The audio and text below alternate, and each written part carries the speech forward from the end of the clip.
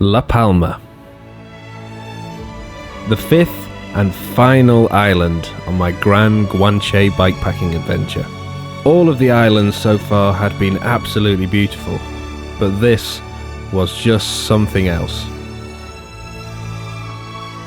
Over 100 miles lay between me and the finishing point at Santa Cruz, and on paper, this was going to be the hardest island yet.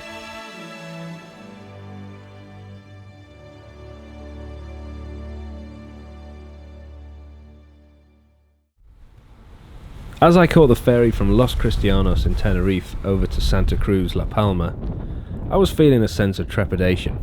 I'd had a really tough time at Tenerife with route closures and bad weather, so I was a bit apprehensive that I was going to have the same thing on La Palma.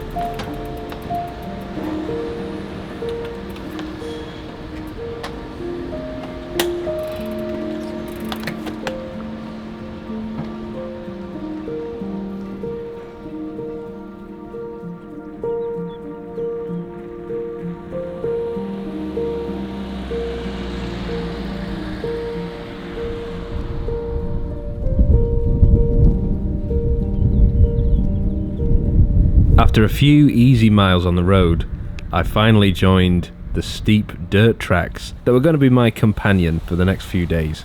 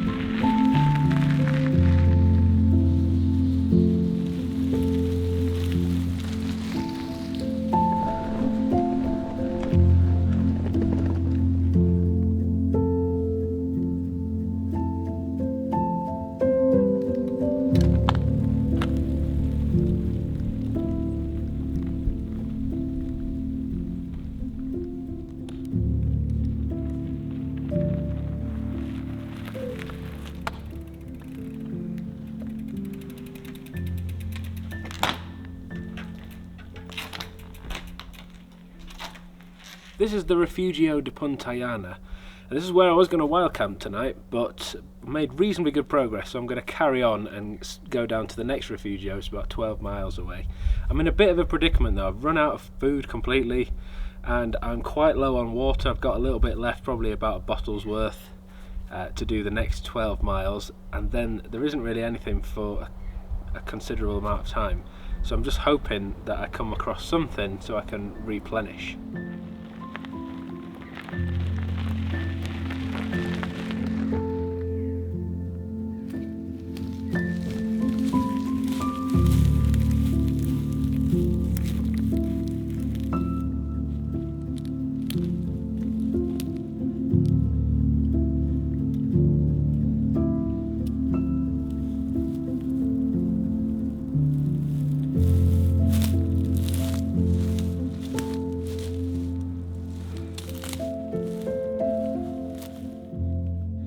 Right, I've set up camp. I didn't quite make it to the Refugio. I basically got to the top of the mountain and I just didn't have any energy to keep going, so I found somewhere to set up the tent, somewhere quiet in the woods, and I'm really looking forward to going to sleep.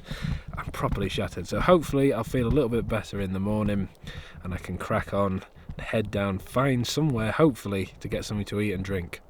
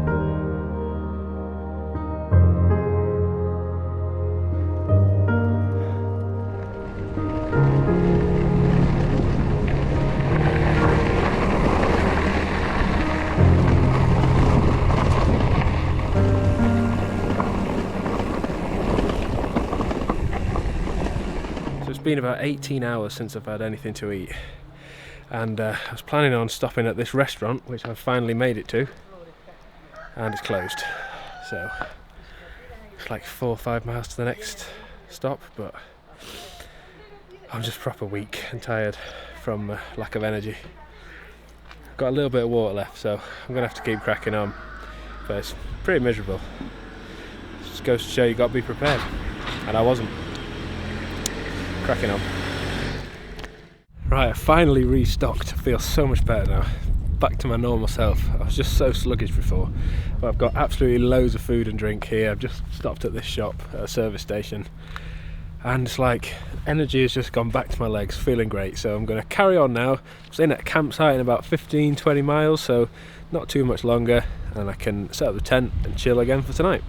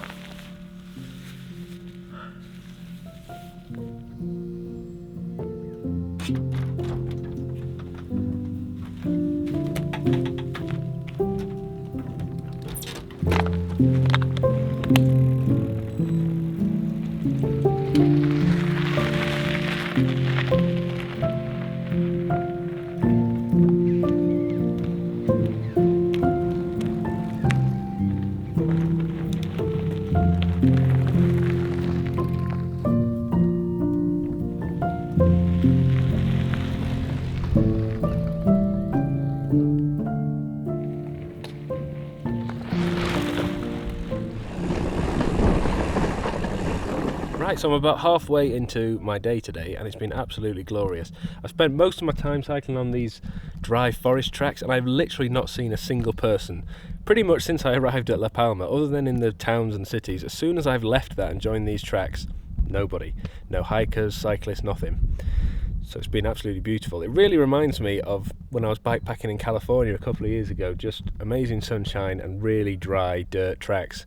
It's absolutely beautiful. I really love this sort of terrain. I've got about 9 miles downhill, pretty much all the way to the coast, and then I've got 5 or 6 miles uphill again to a town called El Paso, where I'm going to be staying in a hostel, which I'm really looking forward to. I've been camping 2 nights on the trot now, and I could really do with a good shower.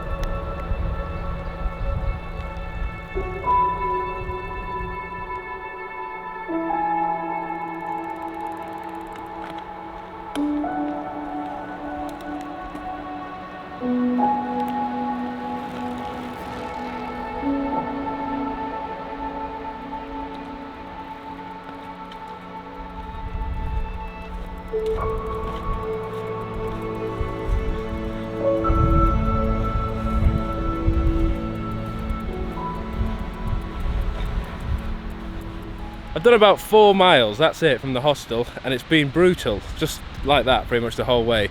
Very sandy as well, as you can see, so it's not been easy going. And of course, now is a time where something has to go wrong, doesn't it? The route looks like it's closed. Now, I had that problem in Tenerife and I decided to go back down, but I'm about half a mile from the road here, so I'm just going to risk it. I've not seen a single person, like pretty much this entire trip, so I think it's very unlikely there'll be someone to come and tell me off, and hopefully I can just get around whatever the issue is. Let's see.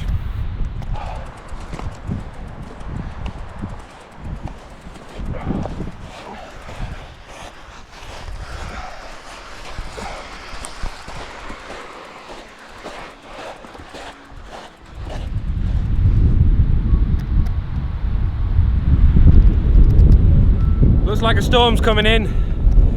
I'm at a crucial point where I can head back down to the coast now. I'm just about to rejoin the road. It's getting really cold and windy, and I have a feeling if I carry on the route I'm supposed to be doing, I'm going to cut out about 15 miles if I go down to the coast. It's just going to be more of this sandy tracks, and it's so slow going. I'm like probably averaging 1.5 miles an hour at the moment, which is a bit of a killer. So I'm going to head down to the coast, which way I was supposed to be going anyway, and cut out some of this and get out the storm.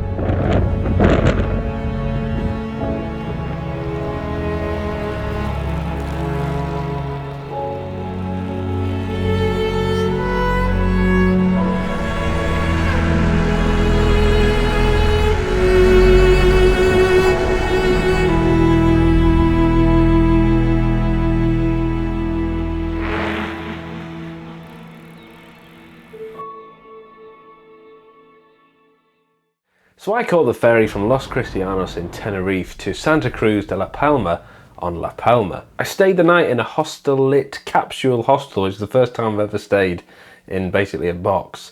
And then the following morning, that's when I set off. That hostel was surprisingly nice actually. I booked it because it was really cheap and I saw that you could leave your bike in the reception area. But it was way nicer than I was expecting it to be. I thought it was going to be a little bit run down for 20 euros, which is what it cost me to stay there.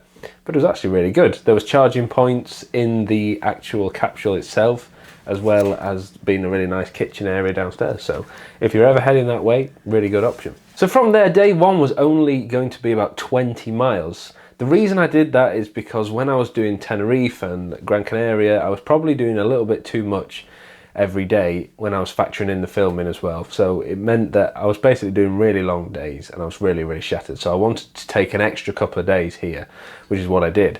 But day one was just brutal. I headed north ever so slightly, and literally from that point on the road, it was a dirt track climbing constantly for nearly 20 miles. At the end of that day, I did about 7,000 feet of climbing. So there was a lot of climbing. As I got to the top, as I mentioned, I was running really low on food because it had taken me a lot longer than I thought it was going to in the end. Given it was only 20 miles, I didn't think I'd eat as much as I did, but I ended up going through my food really quickly and my water went down quite a lot as well. So that night, wild camping up there, although it was beautiful, I was really, really shattered. I was dehydrated and I was really hungry the following morning. Up at the top the following morning, I had an amazing inversion and I was just by the national park border. It was absolutely stunning and there was nobody around. And from that point onwards, thankfully, there was a lot of downhill on some old fire roads and tracks to get to the next villages, which is where I was going to be stocking up. I was so thankful I found that petrol station. It was a massive shop with toilets and facilities as well, so I spent probably about an hour there just eating and drinking because I was so hungry, and I just decided to stock up as much as I possibly could. The weather on La Palma is a bit funny, a bit like Tenerife. Certain parts of the island are really hot, but the higher up you go, the more changeable it can be, and I saw that again firsthand. It did rain 2 out of the 4 days that I was actually doing the route, and it was quite windy and quite cold at times as well, even though it was pretty hot down at the coast. It was like 26 degrees. If you're planning on doing any of these, make sure that you take all the essentials, including a waterproof. The first couple of islands on the Gran Guanche is just desert, so you probably will be alright, but from that point onwards, you'll regret it if you don't bring one. After a good mix of riding on day 2, I arrived at the campsite that I'd booked to stay in. It cost me €7, I think, to stay there, so very cheap, and there's hardly anybody using it. It had everything you needed, like a kitchen, an outside seating area, electricity, toilets, showers, all like compostable toilets, but it was a really lovely place. This part of La Palma is really popular for seeing the stars. It's quite high up, and because if you go above the clouds, you get a really amazing view, very little light pollution. So this campsite was kind of sold as a, if you want to come here and we'll take you out and do some stargazing, you can.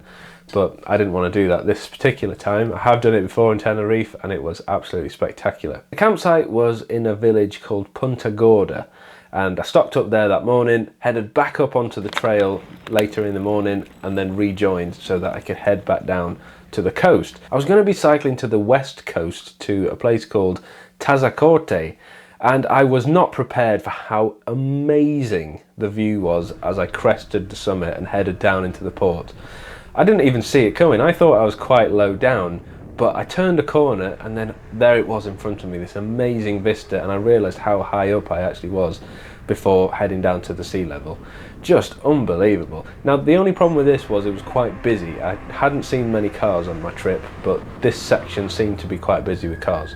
So it wasn't as enjoyable as the dirt tracks, but the views were just stunning. And from the coast, I had to cycle back up another pretty steep climb, as is often the way with the Canary Islands, to El Paso, and that's where I was staying at that hostel. And again, this was really cheap. I think it was like €27, but I had my own room for this. I could have gone cheaper and shared, but I thought, given that I'd stayed in a lot of hostels and campsites, I'd treat myself to having my own room.